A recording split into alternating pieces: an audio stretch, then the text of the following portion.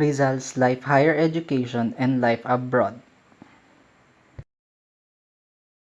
Jose Rizal pursued higher education in the Philippines at the Ateneo de Manila and the University of Santo Tomas, later continuing his studies in Europe, particularly in Spain, where he studied medicine.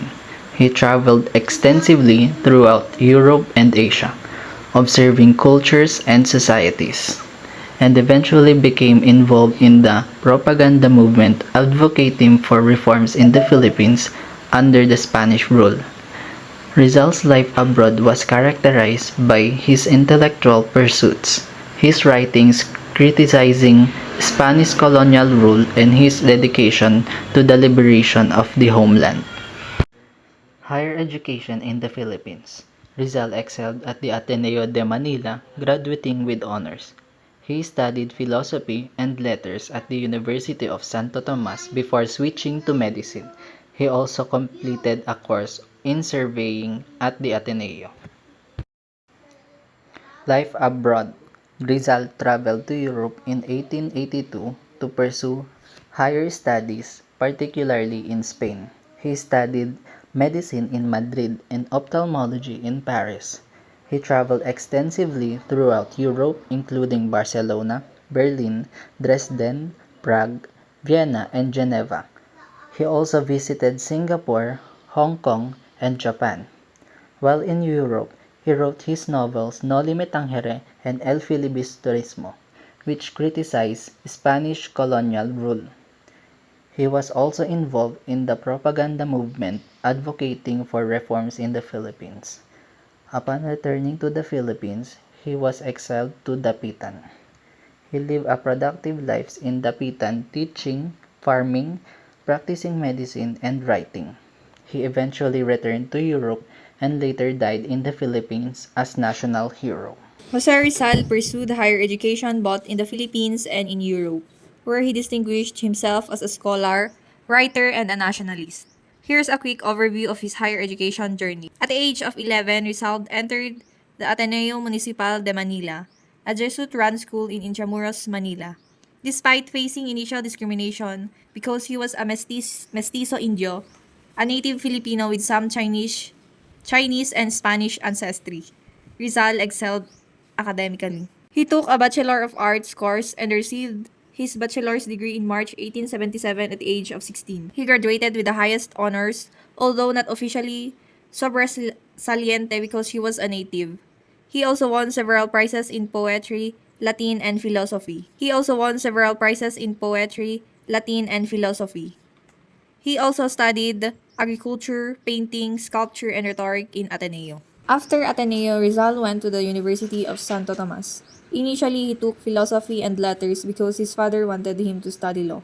However, seeing his mother Teodora Alonso's worsening eye problem, he decided to shift to medicine. Rizal then pursued medicine in 1878 to 1882, but didn't pursue a full medical degree because of a combination of personal, academic, and socio-political reasons like discrimination by Dominican professors and limited opportunities at UST.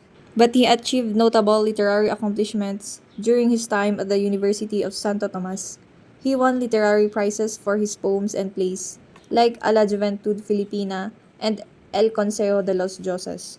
This achievement was particularly significant as it marked the first time an Indio had won such prestigious literary award in Manila, a city dominated by Spaniards at the time. In 1882, Rizal secretly left the Philippines for Spain. He enrolled at the Universidad Central de Madrid. He pursued 2 degrees at the same time, licentiate in medicine equivalent to an MD program in 1884, though he didn't immediately get his diploma because he didn't pay the final fees and he was also preparing his ophthalmology specialization, and licentiate in philosophy and letters in 1885. He graduated with high academic performance, although he was not a registered practicing physician yet at that time. And after Madrid, Madrid, Rizal went to Paris in 1885 to 1886 to specialize in ophthalmology. He trained under famous ophthalmologists like Dr. Louis de Wecker. Later, he continued his training in Heidelberg, Germany under Dr. Otto Becker, where he sharpened his medical techniques, especially surgery. He also attended lectures at the University of Heidelberg and the University of Leipzig, where he studied various subjects like history, ethnography, and science. Note that his ophthalmology training through practical internship in Paris and Heidelberg, not through a formal degree. And other results activities in Europe are he learned multiple languages, eventually mastering 22 languages, published scholarly articles, and began writing No Limitangere, and became involved in the propaganda movement advocating for Filipino rights. Jose Rizal's first trip. Jose Rizal's first trip abroad was a bold move, undertaken without his parents' consent. In 1882, he traveled from Manila to Singapore, then on Sri Lanka, Egypt, Italy, France, and eventually Spain. This journey marked the beginning of his adventures in Europe, where he would immerse himself in various cultures, study medicine and philosophy, and develop his writing and political activism skills. During his time in Spain, Rizal was exposed to new ideas and perspectives that would shape his thoughts on nationalism and reform. He also faced challenges including financial struggles and discrimination as a Filipino student. Despite these obstacles, Rizal persevered, determined to learn and grow. His experiences during this trip abroad laid the foundation for his future endeavors, including his writings of the influential novels No Limitangere and El Filibustrismo. Rizal's travels and studies abroad played a significant role in shaping his vision for Philippine reform and independence. Jose Rizal's first homecoming, 1887 to 1888. Background: after spending about 5 years in Europe, 1882 to 1887, studying medicine, specializing in ophthalmology, and writing his first novel, Rizal decided to return to the Philippines. He has just published No Limitangere, which boldly exposed the abuses of Spanish friars and colonial authorities. Rizal missed his family deeply, and he also wanted to see the actual impact of his book on the Filipino people. Journey back to the Philippines. Rizal traveled from Europe through several cities, Marseille, Singapore, and Saigon. He arrived in Manila on August 5, 1887, via the ship Jemna. Before setting foot in Manila, he was already aware that No Limitangere had angered the friars and the Spanish authorities. His stay in the Philippines. Rizal stayed only a few days in Manila because he feared for his safety. He immediately went to his hometown, Calamba, Laguna, to be with his family. In Calamba, his arrival was met with great happiness by his family and townspeople. He continued to practice ophthalmology, treating his mother's worsening eyesight. He led a simple life, visiting friends, treating patients, and sometimes discussing social reforms with the town leaders. Here are some Rizal contributions in his hometown. Few weeks after his arrival, the Governor-General Emilio Terrero requested for Rizal to come to him, and stated, somebody reported to him that the novel contained subversive ideas. The Governor-General had no hate against Rizal and is pleased with him that he wants a copy of the novel. Tension with Spanish authorities and friars. Spanish friars, particularly the Dominican friars, who own large haciendas in Calamba, felt insulted and threatened by Noli Me Tangere. They branded Rizal as a filibusterismo. Rizal was placed under constant surveillance by the Guardia Civil. Even some friends and relatives of Rizal were warned not to associate too closely with him. Powerful friars, especially from the Order of St. Dominic, pressured civil authorities to act against him. Governor-General Terrero even secretly advised Rizal that his life was endangered. He is Father Francisco de Paula Sanchez, Rizal's favorite teacher, and the only Spanish priest to defend Rizal's Noli Me Tangere in public. Attackers of Noli, Father Font, Father Jose Rodriguez, and Vicente Barantes. We also have defenders of Noli. They are Marcelo H. del Pilar, Mariano Ponce, Dr. Antonio Ma Regidor, Father Francisco de Paula Sanchez, and many high-profile friends of Rizal. Why Rizal decided to leave? Concerned for his safety and that of his family, Rizal realized staying longer could put everyone at risk. Departure from the Philippines on February 3, 1888, after about 6 months. Rizal left the Philippines again. He boarded the ship Zafiro, bound for Hong Kong. Before leaving, he felt deep sadness, but he was determined to continue his work for the freedom and dignity of the Filipino people. Rizal's first homecoming was a turning point. It proved that his writing had real power to influence and disturb the colonial system. It deepened his understanding of how dangerous the fight for reform would be. It showed him that change could not happen safely without careful, broader efforts. After this experience, Rizal became even more committed to using his writings and ideas to fight for reforms peacefully. Jose Rizal's second trip abroad lasted from 1888 to 1891, taking him to various countries in Asia, Europe, and North America. His journey began in Hong Kong, where he was welcomed by Filipino exiles and observed Chinese New Year celebrations. He then traveled to Japan, where he was captivated by the country's scenic beauty and polite people, and had a romantic affair with a woman named Oh Sei-san, who became his lover and tutor. During his stay in the United States, Rizal witnessed racial inequality which left a lasting impression on him. He also met with other Filipino expatriates, developing relationships that would shape his advocacy for reforms in the Philippines. Additionally, Rizal spent time in London where he studied English, researched historical texts, and wrote articles criticizing Spanish rule in the Philippines. His annotated edition of Antonio de Morga's Sucesos was published during this period. Rizal's experiences abroad further fueled his desire for reform in the Philippines. He continued to write articles and books, including his second novel El Filibusterismo, and founded Filipino societies in Paris, promoting unity and civic engagement among expatriates. Throughout his travels, Rizal remained committed to his advocacy, using his writings to raise awareness about the plight of Filipino under Spanish rule. Topic number 5, Rizal's second sojourn in Paris and the Universal Exposition of 1889, wherein he visited and engaged with intellectual and artistic movements. During his period, he annotated Antonio de Morgare's book and also publications of La Solidaridad to defend the Philippines and refute Filipino savagery, and also organized Filipino expatriates and published El Filibusterismo. During that, he annotated Antonio de Morgare's book, meaning Sucesos de las Islas Filipinas, Events of the Philippine Islands, during his stay in London in 1889.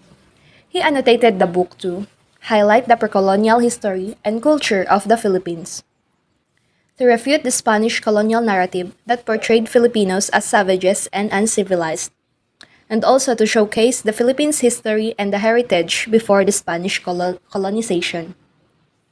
Also contributed articles defending the Philippines, including La Solidaridad, to defend the Philippines and refute Filipino savagery. La Solidaridad was founded by a Filipino journalist named Graciano Lopez Haina, featuring prominent contributors like Jose Rizal and Mariano Ponce.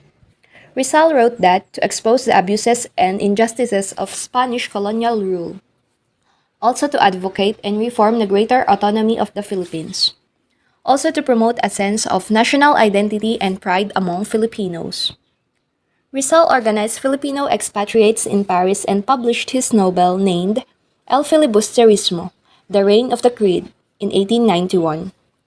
After his second sojourn in Paris, the novel was published in Ghent, Belgium, not Paris. A sequel of his novel Noli Me Tangere, The Social Cancer, and a critic of Spanish colonial rule and the Filipino elite. A call to action for Filipinos to fight for their rights and freedom. Rizal's writings and activism during this period demonstrates his commitment in promoting the welfare and interests of the Philippines and its people. In Philippine history, one name shined brightly as a beacon of courage, intellect, and unwavering patriotism, Jose Rizal. But before Rizal became the symbol of Philippines' independence, his journey of self-discovery and advocacy took him far from his homeland to the vibrant port of Hong Kong. Join us as we embark on a journey of Rizal's life as ophthalmic surgeon in Hong Kong in 1891 to 1892. After the publication of El Filibusterismo, Rizal left Europe for Hong Kong and stayed there for 7 months. He decided to leave Europe because of the following reason. First, because of political differences with Marcelo H. del Pilar and other compatriots in Spain, and to be near the Philippines and his family.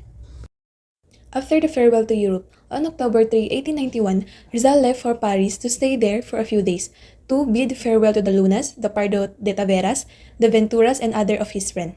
On October 18, 1891, he then traveled to Marseilles by the train to ride the steamship named Melbourne that was bound for Hong Kong and brought him with a letter of recommendation by Juan Luna for Manuel Camus and 600 copies of El Filibusterismo.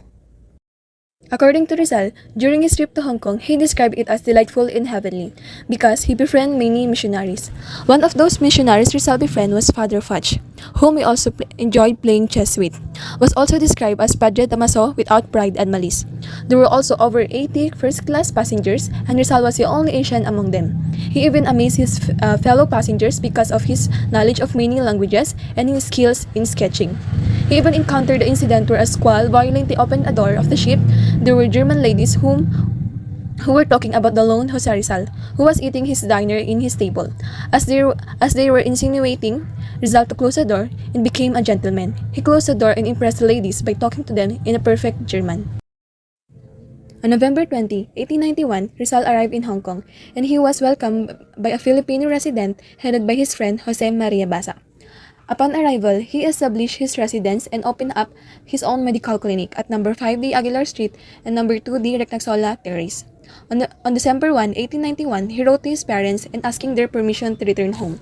And on the same date, Manuel Hidalgo, Rizal brothers-in-law, wrote a letter explaining the deportation of 25 people from Calamba, Laguna, that include his family. Also, explained in the letter, Hidalgo wrote a letter to Queen Regent of Spain to explain what was happening.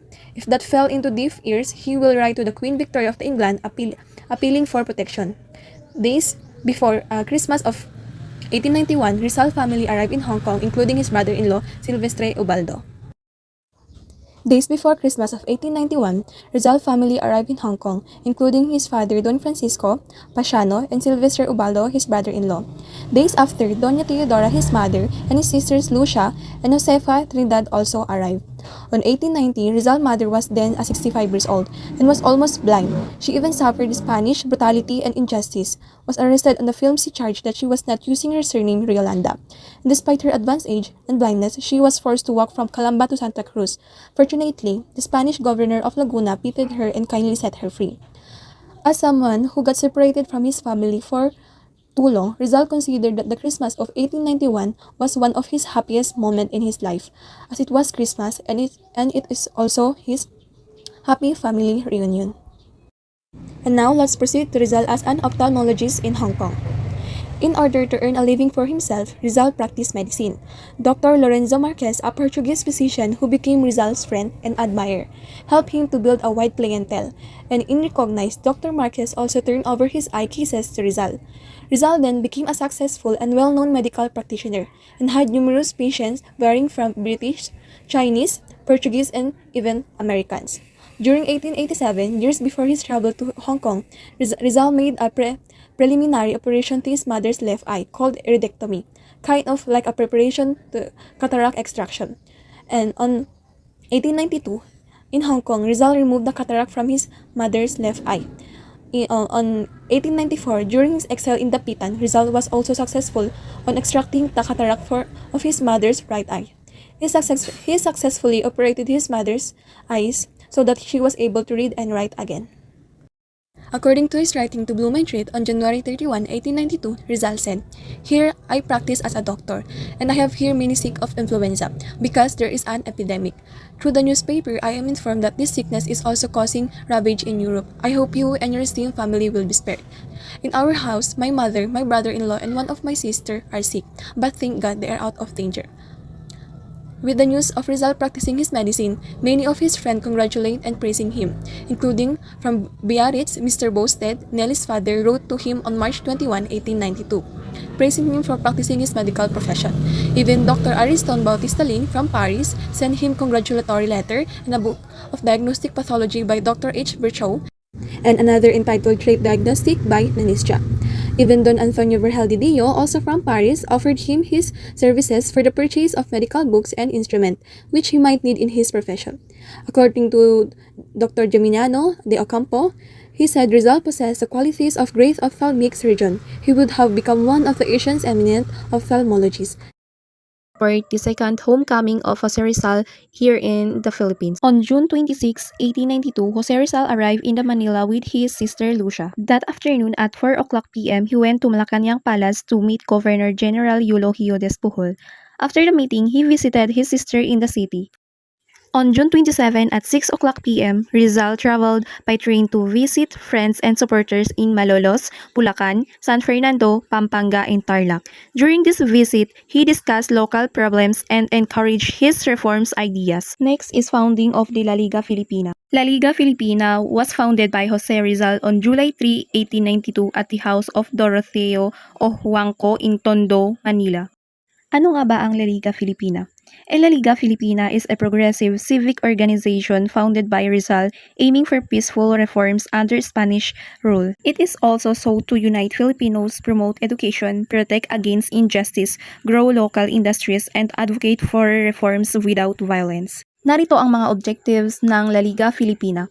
Una, unite all Filipinos for solidarity. Pangalawa, provide protection against injustice. Pangatlo, promote education to uplift society. Pang-apat, support economic development. Panglima, seek peaceful reforms within the Spanish system. Just days later, on July 7, 1892, Rizal was arrested and exiled to Dapitan. As Rizal was arrested, the La Liga Filipina is split into two groups. First, the Cuerpo de Compromisarios, who continued peaceful reform efforts. Second, Katipunan, led by Andres Bonifacio, which eventually fought for independence. Jose Rizal's last trip abroad. Rizal's last trip abroad was in 1896 when he traveled from Dapitan to Manila, intending to continue on to Spain. However, upon arriving in Manila, he missed the steamer to Spain. While waiting for the next ship, the Philippine Revolution erupted and Rizal was worried about the violence. Despite the growing unrest, Rizal decided to depart for Spain on another ship.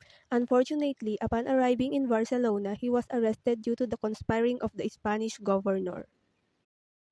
He was then transported back to Manila, where he was tried and executed for rebellion in December of that year, marking the end of his last trip abroad. So this is the last topic, the last homecoming and trial. Let's start. Rizal's homecoming in 1896, the last in his life, was his saddest return to his beloved land. Since leaving Barcelona on Tuesday, October 16, 1896, Rizal conscientiously recorded the events in his diary. On October 8, as an officer told Rizal about the revolution in the Philippines from the Madrid newspaper. The Spanish authorities' suspicion was aroused by Rizal's writing in on his diary and so confiscated it on October 11 and was returned on Sunday, November 1. News of Rizal's predicament reached his friends from Europe and Singapore. From London, Doctor Antonio Marejidor and Sixto Lopez dispatched telegrams to an English lawyer, Hafford, to rescue him by means of a writ of habeas corpus. Chief Justice Lionel Cox denied the writ on the ground that the Colon was carrying Spanish troops to the Philippines. Rizal was unaware of the attempt to rescue him. On November 3, the Colon reached Manila. Rizal was quietly transferred to the Fort Santiago. Meanwhile, the Spanish authorities fished for evidence against Rizal and many Filipino patriots, including his own brother, Pasiano. On November 20, the preliminary investigation began. Rizal appeared before the judge advocate, Colonel Francisco Olive. The two kids of evidence presented against Rizal were documentary and testimonial.